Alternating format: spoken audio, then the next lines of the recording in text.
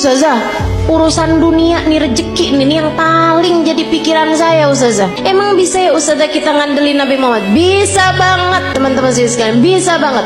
Ada orang miskin banget, dia istrinya mau melahirkan nggak punya duit, barang-barang mau dijual juga nggak ada, mau beli ini buat sekedar persiapan bayinya nggak punya, miskin banget. Istrinya bolak-balik bilang nih gimana nih, ntar ya, mudah-mudahan hari ini kita dapat rezeki, ternyata enggak. Insya Allah mudah-mudahan kita dapat kelebihan rezeki nih besok hari, ternyata enggak. Akhirnya dia bingung, dia datang ke makam Nabi besar Muhammad sallallahu alaihi wasallam, ziarah ke makam Nabi Muhammad, nangis, Rasulullah, saya umatmu nih Rasul, gini amat ya nasib saya, istri saya mau melahirkan anak saya Rasulullah, dan istri saya umatmu, anak saya umatmu, ya Rasulullah tolongin saya. Malam harinya dimimpiin Nabi Muhammad sallallahu alaihi wasallam. Makanya Maulid Simtudurar ada bahasa gini, dan itu saya senang bacanya. Katanya Habib Ali Habsyi, idza da'ahul miskinu ajabahu ijabatan muajjalah. Nabi kalau dipanggilnya sama orang miskin datangnya pasti cepet-cepetan.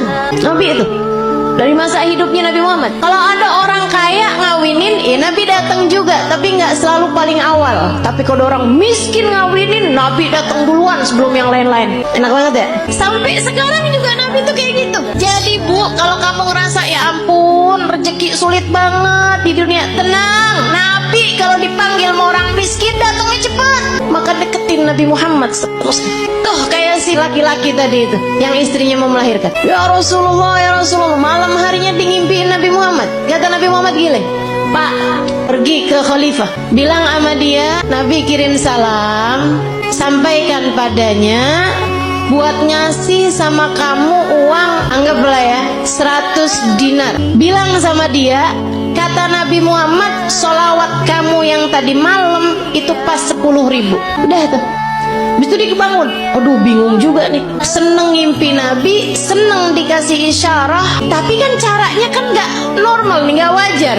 Masa mau datang ke rumahnya orang khalifah pula, belum tentu diterima, belum tentu dibukain pintu ibu ya. Akhirnya dia datang ke seorang ulama. Pada zaman itu tuh pejabat-pejabat masih sangat menghormati ulama, walaupun ulamanya miskin. Dia ceritain, kata ulama tersebut, ya udah ayo kalau gitu pergi kita ke khalifah. Nyampe di rumahnya khalifah, bukan khalifah bahkan ya, gubernur, mohon maaf. Pergi ke tempatnya gubernur. Akhirnya kemudian karena yang datang ulama maka diperkenankan ketemu. Memang lumayan deket nih si ulama ini, syekh ini sama gubernur. Dia bilang, Pak Gubernur, saya ini datang kemari nih mau menyampaikan hajatnya tetangga saya ini, silahkan kamu sampaikan. Dia bilang, iya Tuhan, mohon maaf saya tadi malam ngimpi Nabi Muhammad, Nabi Muhammad kirim salam kepadamu. Nabi Muhammad bilang Tuhan harap memberi kepada saya uang 100 dinar.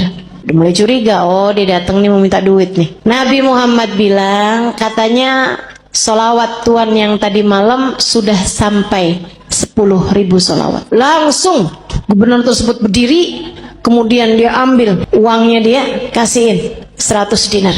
Dia bilang, ini Pak, orang sampai kaget-kaget. Dia bilang, ini dari Nabi Muhammad untukmu, ini dari saya untuk kamu, untuk hajat kamu itu. Masih diambilin lagi. Dan ini hadiah dari saya karena kamu telah memberi kabar gembira buat saya. Saya ini dari sejak muda gak pernah ninggalin sholawat tiap hari 10.000 kali. Orang soleh ya, padahal gubernur tuh, tapi sangat soleh. Sholawatnya sholawat yang pendek, tapi bacanya 10.000 setiap hari. Dia bilang, saya nggak pernah cerita-cerita sama siapapun, bahkan istri saya aja nggak tahu. Dia bilang, sampai tadi malam saya kelelahan yang luar biasa, saya baca terus sholawat tapi ketiduran. Habis itu saya kebangun lagi, Allah, sholawat saya udah berapa nih? Saya lanjutin sholawat lagi, capek banget, sampai ketiduran. Dia bilang, saya nggak tahu jumlah sholawat saya berapa, tapi saya doa aja ya Rasulullah, kalau sholawat saya sampai 10.000, tolong kasih tahu saya wahai Rasul. Dia bilang, hari ini kamu datang membawa kabar gembiranya dari Nabi Muhammad. Makasih banyak Pak, Masya Allah. Tuh Bu, orang susah-susah datang ke Nabi Muhammad beres. Emang Nabi mah andalan, orang bawa penyakit, kalau yang dideketin Nabi Muhammad beres semuanya ibu-ibu sih sekalian. Nabi itu udah dipanggil-panggil tuh cepet nyampenya. Banyak cerita-cerita mengenai orang-orang yang sakit datang kepada Nabi Muhammad, sakit yang mustahil buat sembuh aja bisa sembuh. Udah banyak sekali. Makanya udah nggak usah susah. Yang penting dalam hidupmu itu jangan pernah tinggal Nabi Muhammad. Gimana caranya? 3 aja dah gampang. Sholawatan yang banyak, yang taat sama jalan Islam, dan yang ketiga yang cinta sama Nabi Muhammad.